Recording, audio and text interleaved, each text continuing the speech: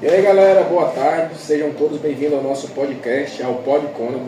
O tema abordado hoje no nosso podcast vai ser a Bets no nosso país, no Brasil, e o título é Bets, um novo problema contemporâneo. Gente, boa tarde, eu me chamo Fernanda Muniz. Junto com o Samuel a gente vai estar realizando perguntas aqui aos convidados. Desde já agradeço aqui a presença deles, a Carla Vitória, o Kevin Newton e a Ana Kessia. E antes sim, gente, para começar, a primeira pergunta que eu tenho para vocês é como é que as bets são propagadas no público, aos adolescentes, adultos? Agradeço desde já, o convite de vocês. É um prazer estar aqui com todos vocês reunidos, com as meninas, com vocês aqui nesse podcast. E a gente percebe, a forma que é mais utilizada para propagar essas bets é a internet, não tem dúvida. Propagandas na internet são o que mais impulsionam esse mercado, que se tornou um mercado bilionário, como a gente bem sabe, Então, alto investimento em tráfego pago para divulgar essas bets, principalmente na internet, tem atingido muito os jovens, Porque hoje em dia jovem é o que usa mais internet. Então, a internet é o principal veículo aí utilizado pelos donos dessas grandes bets para divulgar ali os seus serviços. Eu também concordo, porque como está se provando muito rápido, a maioria que utiliza essas bets são os jovens, que muitos são vivenciando esse negócio de bets, e também por causa da internet, que muitos utilizam a internet, hoje os jovens são muito fáceis de ser influenciados, Por conta que já seguem sendo influenciados pelos influenciadores que eles seguem, influenciadores, Por conta que alguns usam essa fama que eles têm sobre isso para divulgar essas fraudes, que não são nem um pouco legalizadas, Exato. Bom, como a Vitória falou sobre os influenciadores, a gente percebe que eles realmente têm grande influência na propagação dos anúncios da Bet, E o que vocês acham sobre esses influenciadores que fazem isso? Vocês acham isso certo? Vocês acham isso errado? Bom, eu sinceramente acho que é feito essa propagação por esses influenciadores sem muita consciência. Eles muitas vezes não têm empatia com as pessoas, eles divulgam, eles sabem que as pessoas vão perder dinheiro, sabem que muitas das pessoas vão se viciar naquelas bets, vão acabar perdendo tudo que tem, mas eles continuam propagando, Eles não eles não falam sobre nenhum perigo de vício, eles não incentivam as pessoas a não jogar, eles incentivam a jogar porque vai gerar lucro para eles. Então, esses influenciadores, eles têm realmente, não trazendo muita influência boa sobre muitas pessoas, mas sim trazendo uma influência muito negativa muitas vezes. E assim, perguntar aqui para as meninas que um dos nossos encontros, elas citaram a Virgínia na CPI. E é muito importante porque quando foi a Marina Silva, foi um tratamento totalmente diferente. Eu queria saber a opinião de vocês duas sobre isso. Acho que a Marina Silva é uma mulher que trata sobre o meio ambiente, E muita gente, pra mim mesmo, não estava levando a sério aquela reunião na CPI, tirando foto com os influenciadores, mas quando foi a Marina Silva para não legalizar, não normalizar o desmatamento, a licenciatura, condenaram ela e ninguém estava protegendo ali ela, normalizando assim as bets, Exatamente.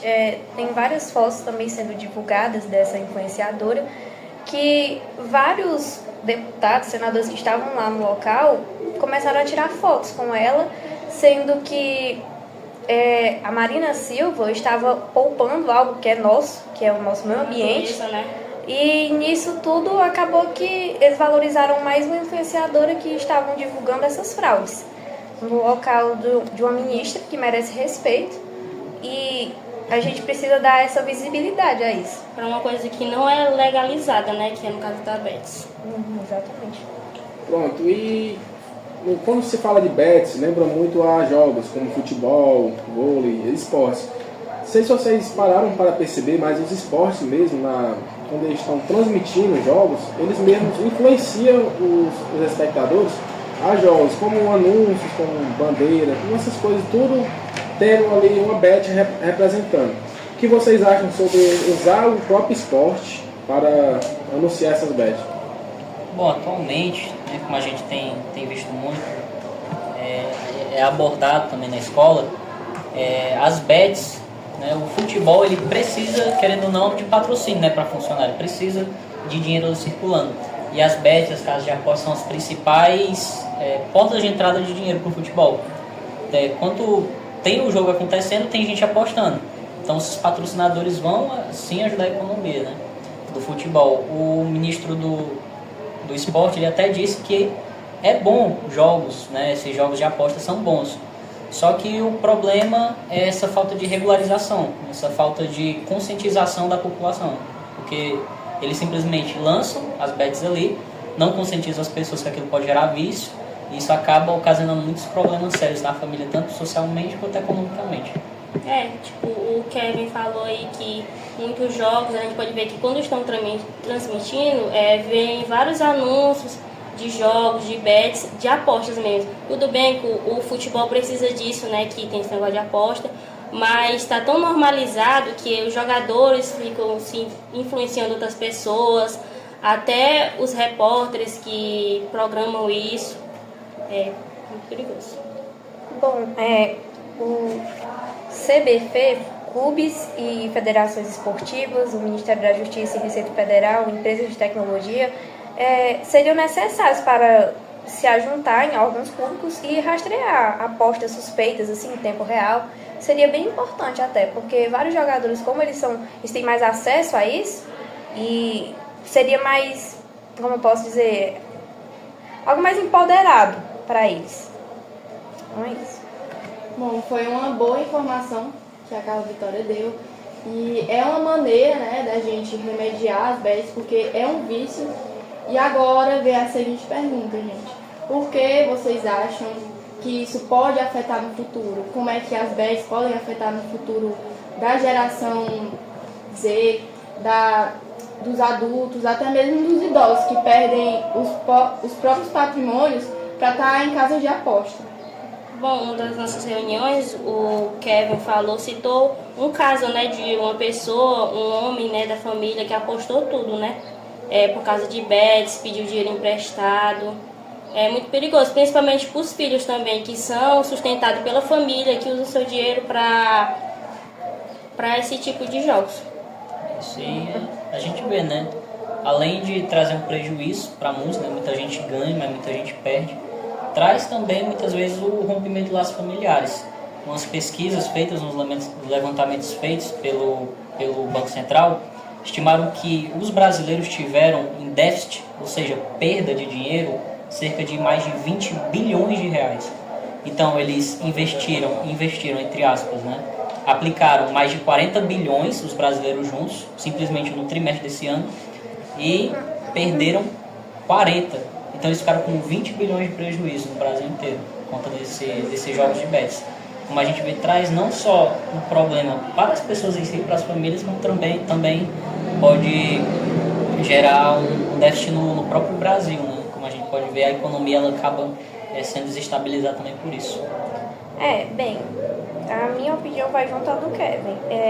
Assim, também junto para combater essas fraudes, eu acho que essas apostas esportivas, o nosso território nacional deveria agir em 3 frentes, assim, em regulamentação firme, fiscalização eficiente e a educação preventiva, porque só assim a gente poderia ter um ambiente seguro. As escolas também, como a gente está fazendo agora o podcast sobre essas bets, que é um tema muito bom de ser abordado, não só aqui nesse podcast, mas também nas escolas, né? Um jeito de priorizar que a educação fale sobre isso, para que os jovens entendam que isso é muito perigoso. E não deixe cair no analfabetismo funcional, né? Porque isso é muito importante, principalmente agora que as pessoas vão mais pelo que vê. A primeira notícia que aparece à frente, não vai em frente a essa notícia, não vai a fundo, né? Então, seria importante. Bom, como a Vitória citou da outra vez, os jogadores, eu lembrei de alguns casos que aconteceram onde, como os jogadores eles fazem parte do jogo, ele consegue, entre aspas, manipular alguns resultados. O que vocês acham de jogadores que manipulam esses resultados para beneficiar pessoas, familiares, amigos próximos, para que elas possam ganhar nas bets? Vocês acham que isso pode ser uma atitude desportista, alguém que não curte o esporte como deveria ser curtido? Eu creio que seja uma atitude mau caráter, né? É desportiva mesmo, porque o time ele deve jogar, os dois times ali, para competir. Mas aí quando tem os esquemas de aposta, né, como a gente diz, onde as pessoas vão apostar num time e ela vê que se ela apostar nesse time e esse time ganhar, vai ganhar mais dinheiro, elas influenciam ali para que o jogo aconteça de acordo com os aportes delas lá nos jogos das bets, né? Então é uma situação assim realmente triste, né? Principalmente para o povo brasileiro, para quem curte e para quem não curte também o futebol. Porque o futebol, querendo ou não, ele está em todo o sistema brasileiro, está em toda a nacionalidade, né? A cultura do povo brasileiro. Como é chamado, né, de país do futebol, né? Que tem essa questão do futebol tá envolvido nessas apostas, que quando a gente aposta no time, esse time tem que ganhar e tudo mais, apostando. Exatamente, é muito triste. E assim, gente, para finalizar a pergunta, eu queria saber algumas condições que vocês têm para melhorar essa questão. Tipo, jovens pararem de estar buscando como se fosse uma fonte de renda e começar uma faculdade, um trabalho, em vez de estar apostando, pensando que isso é uma forma de renda legal, sendo que não é legal. Tanto que nas propagandas de televisão, como vocês podem ver, tanto o Instagram, influenciadores, eles normalizam isso, como se fosse uma coisa legal, mas é totalmente ilegal. Tanto que na CPI a gente viu que vários influenciadores foram lá dar sua palavra.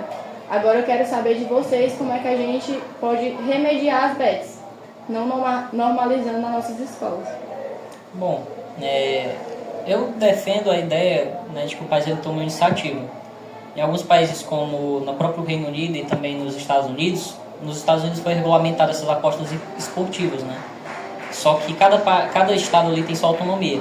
Alguns estados eles exigiram desses sites, né, dessas bets, que eles colocassem anúncios sobre o vício, né? Para mostrar ali, conscientizar quem vai jogar que aquilo pode gerar vício. E também links ali externos que vão levar as pessoas para outros sites de ajuda. Se a pessoa está viciada, ela clica lá no link no site da aposta e ela é levada para um outro site onde vai ajudar ela a combater aquele vício, né? Ajudar numa clínica especializada. Então acho que deve ter uma regulamentação forte, né? O Estado, os representantes do povo, eles devem tomar a frente e realmente levar a sério essa situação e achar formas plausíveis ali para resolver. Porque deixar de proibir as bets não dá, porque querendo ou não, é um mercado muito grande já, não tem como você proibir. Mas é necessária a regulamentação como qualquer outro tipo de negócio. É verdade, aqui pode ver aqui no Brasil que nas propagandas de bets não tem essas conscientizações, né, para a pessoa que está viciada nisso, porque tem pessoas que passam anos apostando nisso quando for no futuro para os seus filhos, não tem o dinheiro, pede emprestado da pessoa, até arrisca a sua vida por causa disso. Exatamente. Como o Kevin falou, só ressaltando isso, eu acho que seria necessário uma agência nacional de apostas, porque algo que seria para fiscalizar isso, tomando a frente do que ele falou, né? Por conta que seria importante a gente ter a consciência disso, né? Tanto nós jovens como as pessoas mais velhas, que não tiveram essa educação que a gente está tendo, agora essa tecnologia, né? Essa mídia, então acho que seria bem necessário.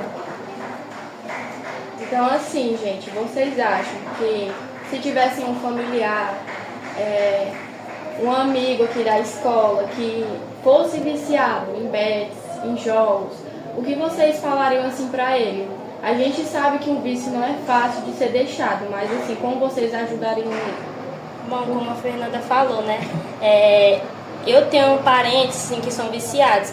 Eu falo, mas tem gente que, como ela falou, não é fácil de combater isso, né? De deixar um vício. É muito difícil. Muito difícil. E uma das formas de você ajudar aquela pessoa é você procurando atendimento especializado. Porque a gente não é formado em psicologia, né, nem nada. Então, se alguém tem um problema de um vício, é mais fácil que essa pessoa seja atendida por um profissional ali da área da saúde, da área realmente da saúde mental, para que ela seja ajudada, né? Porque, né, como foi falado aqui, um vício é um vício. Vício em drogas, vício em bebida, qualquer vício é difícil de você tirar. Então, tem que ter um tratamento ali especializado para isso. Exatamente. E vocês sabem que tem jovens ou até mesmo crianças que veem isso como um investimento, como você falou. Tem aquelas que vê, mesmo os influenciadores dizendo que se dão bem, eles observam e dizem, isso aqui é uma renda. O que vocês diriam para essas pessoas que não apostam, mas veem como uma saída, uma facilidade de ganhar dinheiro? Eu né, sendo bem sincero, eu digo, rapaz, deixa de ser burro. Porque a aposta é um negócio muito complicado, porque as pessoas pensam que realmente é investimento. Mas a aposta não tem como ser investimento. Investimento é algo que você vai pela razão, a aposta já é pela emoção. Então, você sempre vai perder, nunca tem como você ganhar matematicamente. Não. Matematicamente, você sempre vai perder nas apostas. Exatamente. Gente, já deu o nosso horário do podcast. Eu queria só agradecer aqui vocês. Vocês, pelo visto, a gente já domina o assunto. Eu agradeço muito aqui o Cônego, principalmente os professores, Alcimar, Eudésia e o Kilmer, por ter confiado na gente. Muito obrigada, espero que vocês tenham gostado do podcast.